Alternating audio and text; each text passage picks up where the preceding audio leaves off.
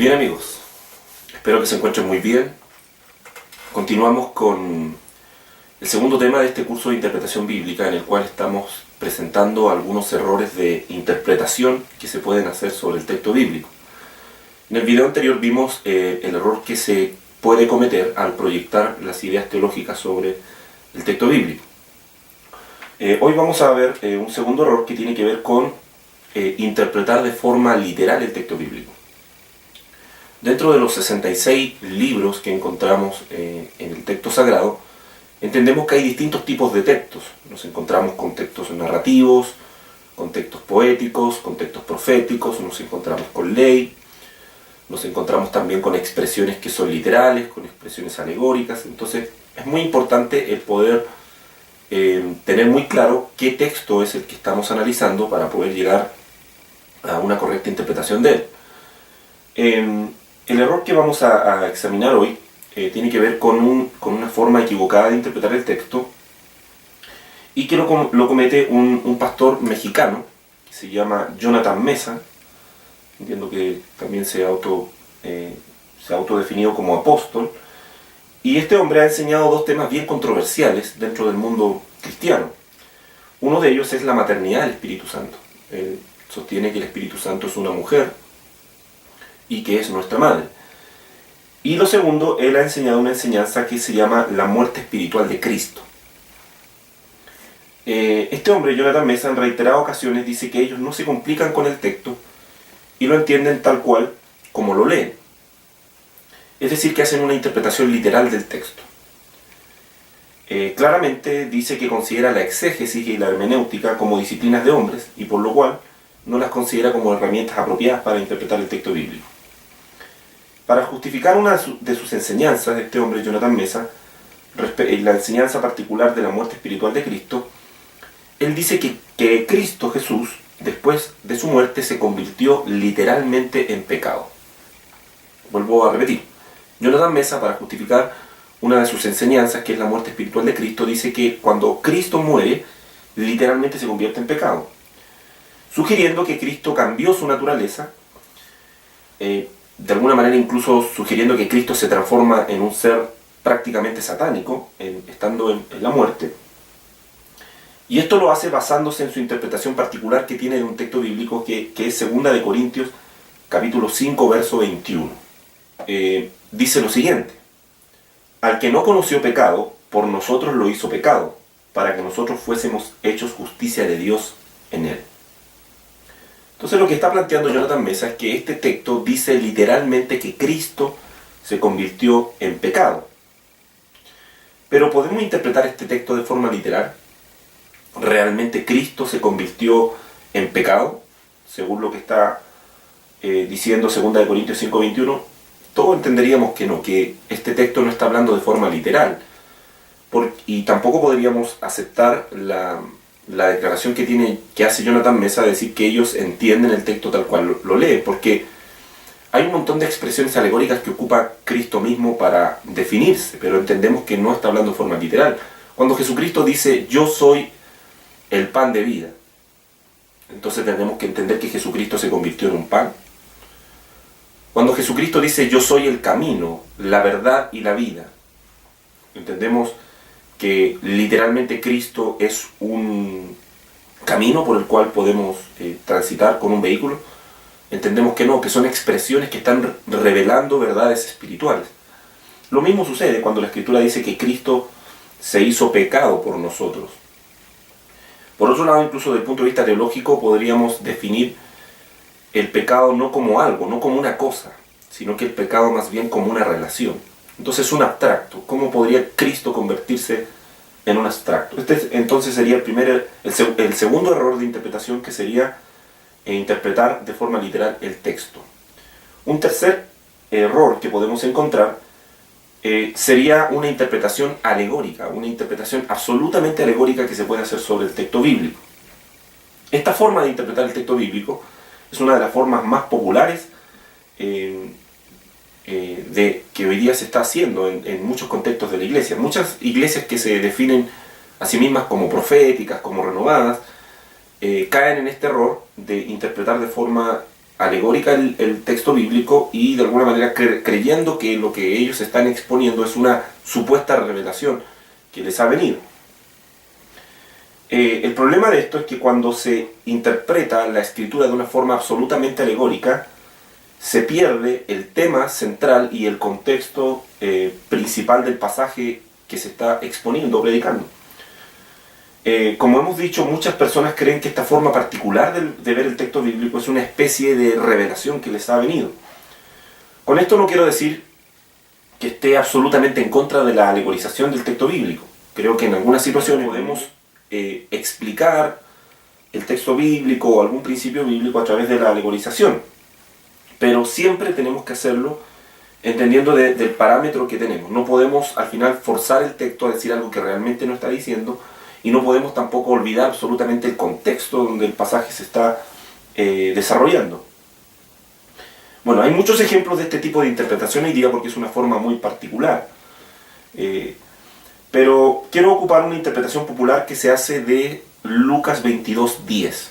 Hay muchos mensajes, supuestamente que han venido por revelación, que se basan en Lucas 22:10. Lucas 22:10 dice: Él les dijo, he aquí, al entrar en la ciudad, os saldrá al encuentro un hombre que lleva un cántaro de agua. Seguidle hasta la casa donde entrare. Bien, muchos predicadores han construido con este pasaje verdaderos planteamientos completos, donde ellos sugieren lo siguiente, o establecen lo siguiente: que el hombre del cántaro de agua representa al hombre de Dios que tiene la revelación. Y por lo tanto, según las palabras de Jesucristo, debemos seguir a ese hombre. O sea, se construyen predicaciones completas en base a Lucas 22:10, en base a esta interpretación alegórica, donde vemos que el hombre del cántaro de agua es el hombre de la revelación y por tanto debemos seguir a ese hombre. Si somos honestos y analizamos el texto como se debería hacer, llegaríamos a la conclusión de que no podemos basar un mensaje completo simplemente en esta parte de este versículo bíblico, y mucho menos si solamente le estamos dando un sentido alegórico. No se puede establecer un principio espiritual ignorando completamente el contexto del pasaje donde está. Con esto no quiero decir que no crea que haya hombres de revelación, pero cuando digo revelación entiendo que, según lo que Pablo nos dice en Efesios, esa revelación tiene que ver con esa capacidad que nos da Dios de iluminar nuestro entendimiento para comprender las verdades espirituales expresadas en el texto bíblico.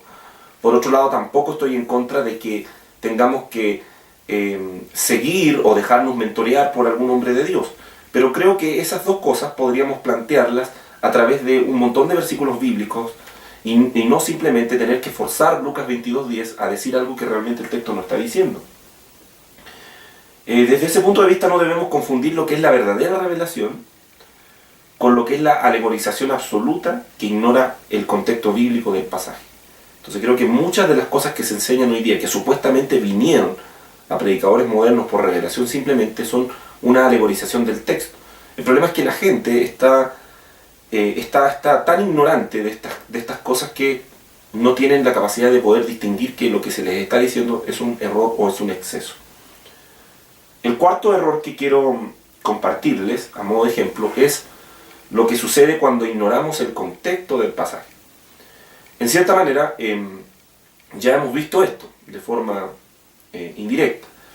Y vuelvo a reiterar porque creo que la gran mayoría de los errores que se cometen en interpretación tiene que ver con las proyecciones que hacemos, por un lado, ya sean culturales, personales, teológicas, y también tiene que ver cuando no consideramos el contexto del pasaje. Cuando se cometen estas dos cosas, podríamos forzar el texto bíblico a decir cosas que realmente no está diciendo.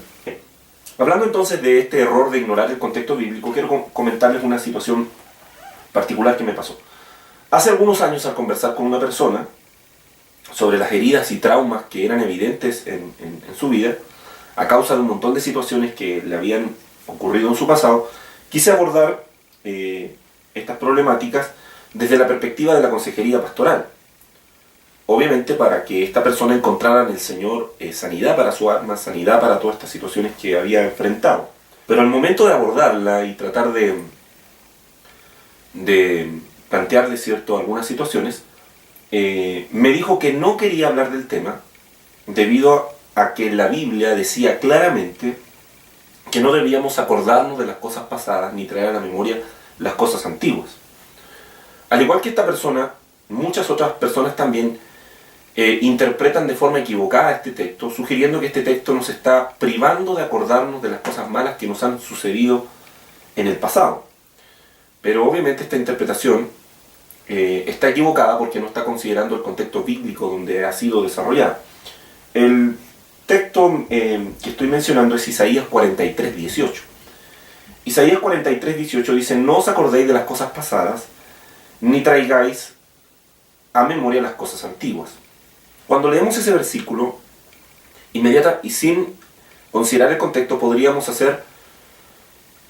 cometer dos errores. Primero, proyectar alguna idea. La gran mayoría de la gente proyecta la idea de que cuando la Escritura está diciendo que no nos acordemos de las cosas pasadas, sugieren que la Escritura está diciendo que no nos acordemos de las cosas malas que nos sucedieron en el pasado. Y al ignorar el contexto bíblico, no entendemos la idea en la cual está siendo desarrollada. Bien, pero realmente ¿es esto lo que el texto bíblico nos está diciendo? Para poder interpretar correctamente este pasaje, lo primero que deberíamos hacer es establecer el contexto del pasaje y también el contexto inmediato, los versículos más relacionados al tema que se está desarrollando en la Escritura. Y el contexto inmediato comenzaría en el verso 16 y termina en el verso 19. Podríamos leer, y al leer vamos a ir comprendiendo algunas cosas. Verso 16 de Isaías 43. Así dice Jehová, el que abre caminos en el mar, y senda en las aguas impetuosas. El que saca carro y caballo, ejército y fuerza, caen juntamente para no levantarse. Fenecen, como pábilo quedan apagados. No os acordéis de las cosas pasadas, ni traigáis a memoria las cosas antiguas. He aquí que yo hago cosa nueva, pronto saldrá a luz. ¿No la conoceréis? Otra vez abriré camino en el desierto y ríos en la soledad. Bien, si leemos, como decía, desde el verso 16, al hacer una simple lectura nos damos cuenta de que realmente el texto está sugiriendo algo quizás distinto a lo que hemos asumido en esta lectura rápida que muchas veces hacemos sin considerar el contexto. El verso 16 está hablando de cosas del pasado, de cosas que sucedieron particularmente en el Éxodo, cuando Dios abre el mar, cuando Dios se traga a Faraón y a sus caballos. Entonces este texto no está diciendo que no nos acordemos de las cosas malas del pasado. Más bien le está diciendo a Israel, al pueblo de Dios, que no se acuerden de aquellas cosas buenas que Dios hizo en su pasado, pero con un propósito que está presentado en el verso 19, para que ellos pudieran ver las cosas nuevas que Dios estaba haciendo con ellos en ese momento. Entonces, sinteticemos. Isaías 43, 19 no nos está diciendo que no nos acordemos de las cosas malas que ocurrieron en nuestro pasado, sino que Isaías 43, 19 nos está diciendo: no se acuerden o no se queden pegados solo en aquellas cosas buenas que Dios hizo en el pasado por ustedes, para que puedan ver las cosas nuevas que Dios está haciendo con ustedes ahora. De eso se trata Isaías 43, desde el verso 16 al verso 19. Pero esto lo podemos comprender cuando entendemos que toda escritura está sujeta a su contexto. Por ahí se ha dicho muchas veces, en el contexto de la hermenéutica, que un texto fuera de su contexto simplemente es un pretexto para decir cualquier cosa. Bien, esos serían entonces los 4 ejemplos que estamos dando de cómo se puede interpretar de forma incorrecta el texto bíblico. Ahora queremos continuar con el curso de hermenéutica, de interpretación bíblica, presentando algunos principios de interpretación. También hablaremos un poco de cómo es el proceso de traducción para responder qué Biblia debemos usar. Y luego nos acercaremos también a algunas herramientas de la interpretación bíblica, como son la exégesis, la hermenéutica. Vamos a plantear un modelo de interpretación. Es mi anhelo que todo esto sea de edificación y de bendición para ustedes. Les animo también a poder suscribirse, así puedan también seguir el curso completo. Muchas bendiciones.